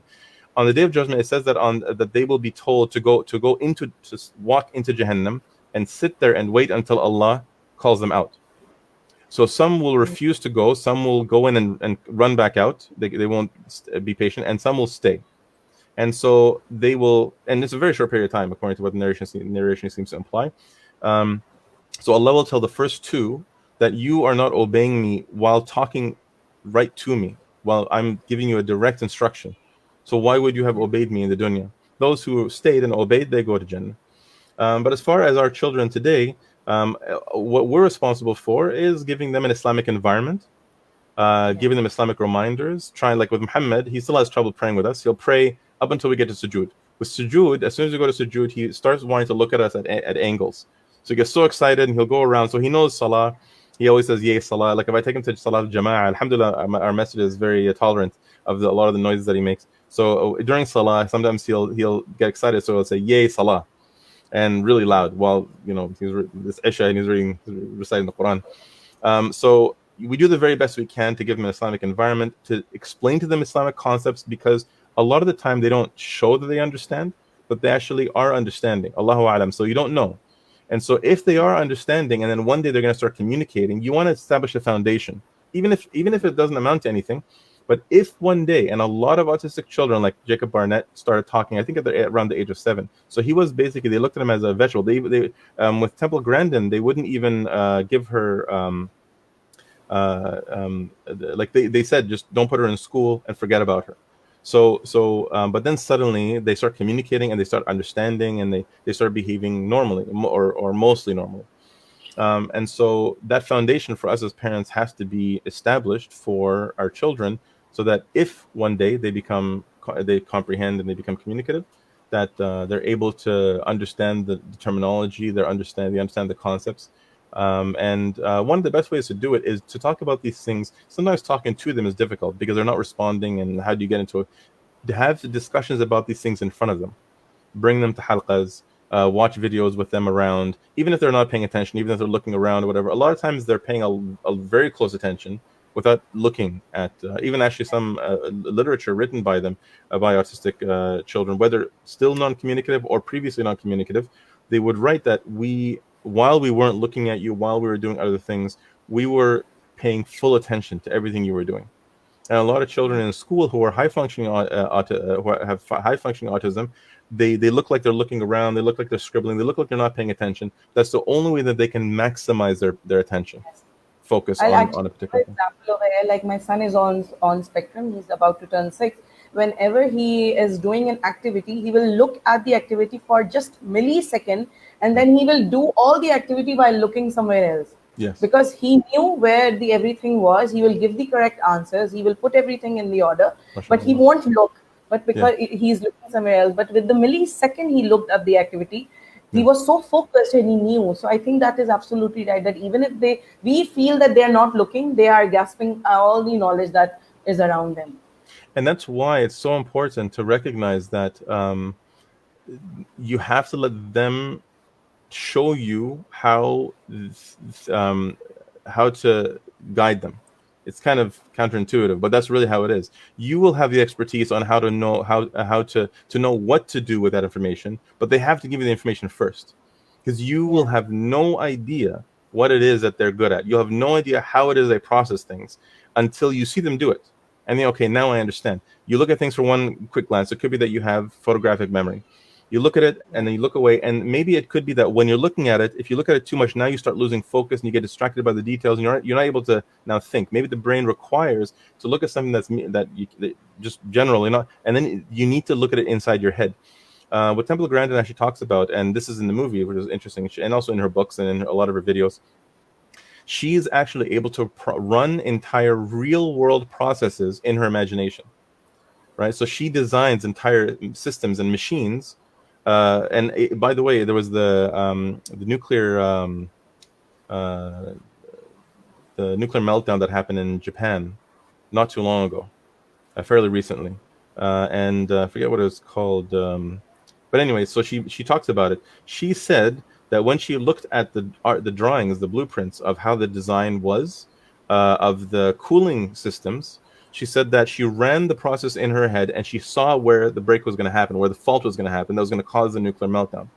And she said that, but when she looks at the calculations were correct according to a mathematician's mind. And she said that's why it's so important to have different mind types on different projects, especially things as complicated as a nuclear power plant. Because if you have a person that can run the process through real life, the mathematician will miss certain things that are real life variables that can happen. And so she's able to run those sorts of things. So a lot of times, so now if anybody had, if let's say nobody told you that your child does this, you have no idea that the child will look at something and has to look away because they need to go into their imagination to run everything and go through, break it all down and so on, and then come to you with a conclusion. And so that's why you have to look at your child and let them show you. And it's not a matter of saying, "Hey, can you show me?" But rather, you're actually saying to them, you're watching them, you're observing them, and you begin to notice how they do things. And from how And they I do think things, a trial and error thing as a parent. Like, there are going to be yeah, many things that we try and it won't work because we didn't understand at the beginning. And then I think with the years you will understand what the child is more interested in, and then exactly, facilitating them with opportunities. yeah, exactly. And so the whole process is a lot of work. Right. So Yeah. so there's also the other things too that we don't talk about. We don't talk about Muhammad pooping all over the carpet and smearing it into the carpet and then smearing it into the walls and then smearing it into the hallway and smearing it all the way into the bathroom. And then you walk upstairs and this is like a 7-year-old's excrement and it smells absolutely horrible and you want to jump off a cliff. And so how do you get this poop out of the carpet and out of everything? And you don't even know where he's tracked it, where else he's tracked it. So now you have to go on an egg hunt looking for poop. So the thing is that there's a lot of hardships that come along with raising, a child in general. And if Allah Azza wa Jalla is going to reward you with a very, very great benefit to humanity through your child, you might have to deal with the difficulties in an exceptional way, and he might give you exceptional difficulties, because if you want something great in this dunya and the akhirah, well, you have to pay for it. If you look at even something as simple as the life of the Prophet ﷺ, how much Allah loved him, how exceptionally good of a human being he was, the best human being that ever walked the earth, and yet he still had to work so hard, harder than anyone else, in order to achieve his goals, in order to deal with the hardships of people. Everything was very, very difficult and took maximum effort.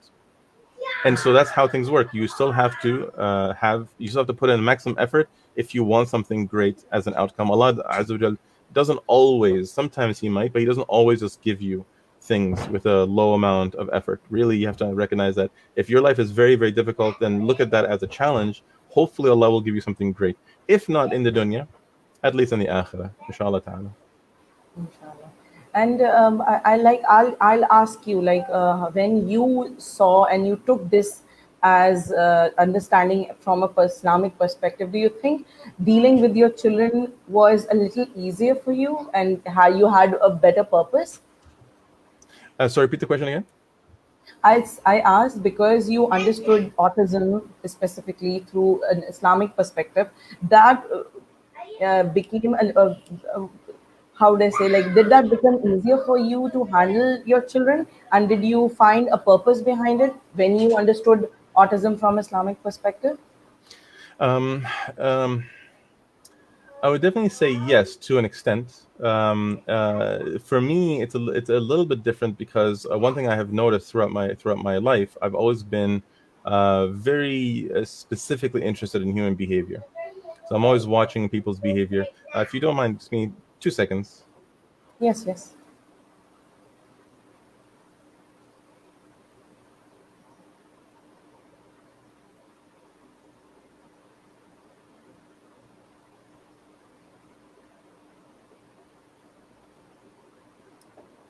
Sorry, I tell my kids to be quiet. They're getting pretty loud. So the joys, of course, of doing live streams from home these days. And so so over the years, I found that I was very, very interested in, and a lot of it had to do with early on, obviously, because I noticed that there was a bit of a gap in terms of me being able to understand people's behavior and why they're behaving a certain way, and socially things were a little bit difficult. And so I began becoming very focused on trying to notice small details in people's body language and so on. So as that continued throughout the years, it very quickly, of course, bridged into my life with my children, which is that I began trying to notice their behavior and so on. But I always looked at all these things as, alhamdulillah, shukr, designed by Allah Azza wa Jal. So I looked at this as that even human behavior, even the small hints at why people are doing what they're doing, is all related to something that was pre-designed in them. When Muhammad was born, it definitely increased that significantly, for sure. It made me look at things from a much more precise perspective in terms of the design of Allah Azza wa Jal. Because really, the more you look at the same topic from multiple angles, the better an understanding you get from it. So I found that I was beginning to understand some of my children's behavior in contrast to Muhammad's behavior. I began looking at talent specifically. I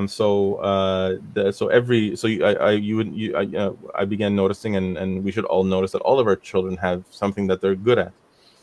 They're not necessarily going to be great at it, because some super genius like an autistic mind can become, but they will inshallah become good at something. And you almost start to notice that they're almost born with it. I noticed that my children, whatever they're kind of born with in terms of their personality, that kind of stays with them for the rest of their life.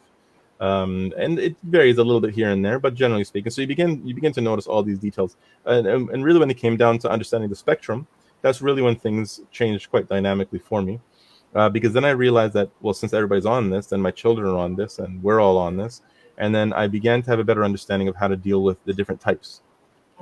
And that of course helped, significantly. So I'd say that studying these things definitely helps all of us, inshallah, with becoming better parents, better members of the community, better Muslims, better leaders in general.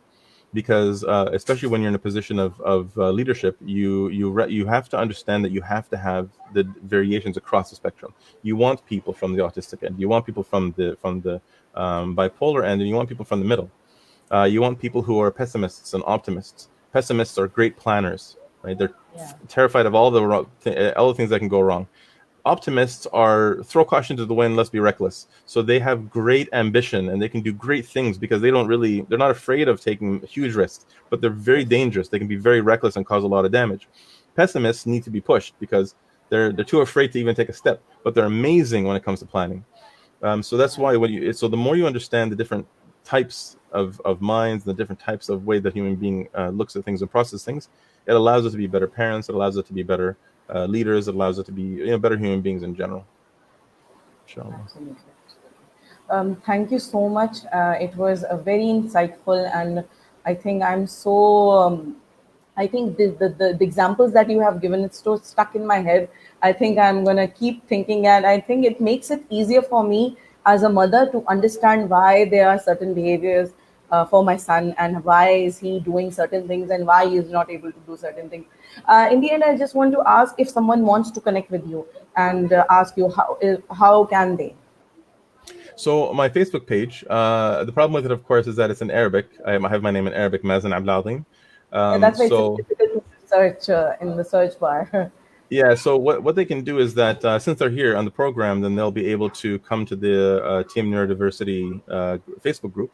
And otherwise, they can just find me on my page. They can also, if they search on YouTube, my name, Mazin Abdul-Adhim, then they'll be able to find my YouTube page, and then they can also message me through there. But yeah, I think Facebook is definitely the easiest way for people to get a hold of me. And I'll add the description for your YouTube page and Facebook page as well, so they can connect. Jazakumullah khair. So thank you so much again, and it was an honor to have you. And Barakallahu I'm fikum. so happy that I could have this brilliant session that you gave for my members. I'm so thankful. Allah yabarak fikum. Do you will there be any questions from the members Uh, or? I have asked a few. There's just one. Can you actually? They are mostly asking about the resources that you mentioned about the books and the. So if there's a chance, can you just comment all the books that you mentioned and the videos on the YouTube? Yeah, so and then maybe we can make a post on the group with the names of the books. Yes. But so there's the book called The Spark. So the THESPARK, The Spark, and it's a book about Jacob Barnett. There's another book called The Reason Why I Jump. There's another book called Neurotribes. And then, of course, there is the whatever you can find basically online of Temple Grandin's talks. Okay. As we mentioned, the spelling of her name is Grandin. She's very, very famous, so it's very easy to find a lot of information about her. And I would say that that's the starting point.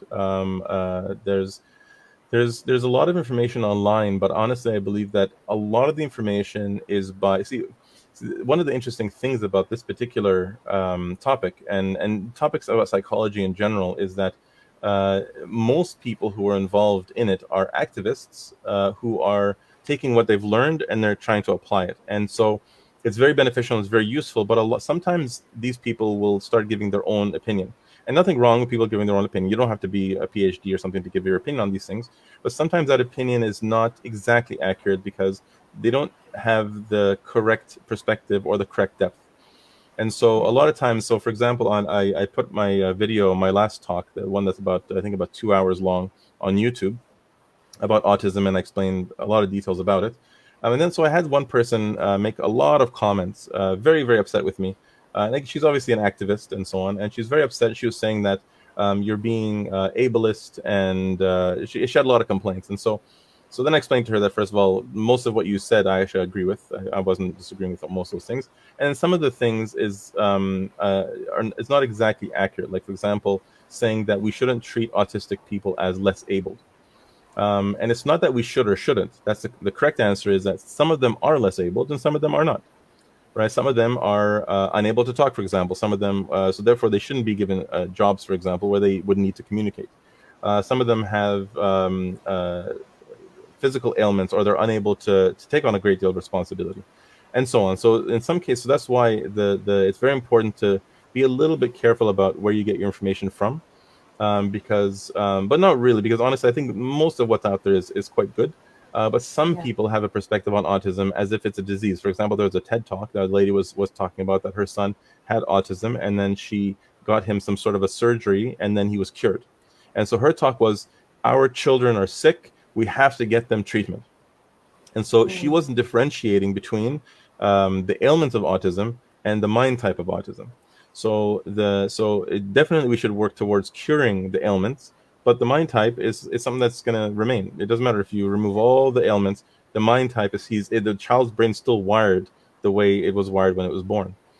And so these sorts of things that we have to be a little bit careful of some of the information that we digest, because it's not that we should look at it as an illness, nor should we look at it as not an illness. There's some illness element to it, and then there's some, of course, a design element to it, and that's how I think is the best way to approach it. Absolutely.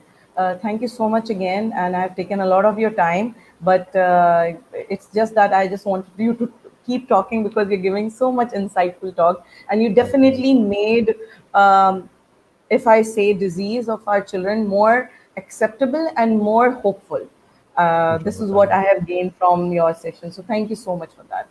Barakallah fikum. Jazakumullah khair for having me. I really enjoyed it, and I really hope that there was some benefit in it. And I really hope that, inshallah, and in the future, as people, we all get more information from each other, that we all, increase our understanding, and then hopefully someone else will come with something that creates more clarity and a greater breakthrough, so that we all benefit. And inshallah, in the end, we all are able to. What I'm hoping at some point in time is that that we end up being able to almost codify it, where we know where people are on the spectrum, and then we know how to deal with things in a much more step-by-step process, rather than this, we're all just kind of trying to figure it out. So hopefully that day will be soon. Inshallah. So take care, and thank you so much again. Barakallah bikum. Okay. Assalamu Allah alaikum. Hafiz. Wa alaikum assalam.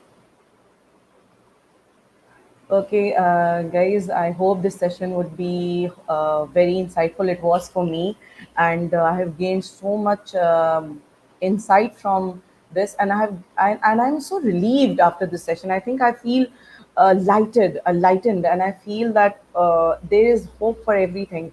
As he said, that being hopeless is, I think he's absolutely right, that that's very selfish of us for not putting in effort just because we have the fear of might getting hurt. So anyways, I'll those who are asking about the book, I'll add that in the description of the video. And if you have any question, I'll tag his Facebook profile also. You can message him and you can comment below. He can get back to you. So I'll tag, and I'll put all the description in the description of the video. So don't worry. And thank you so much. And I'll upload it on the YouTube also. And I'll upload the YouTube link on the description also. So thank you so much. Take care, everyone. Allah Hafiz.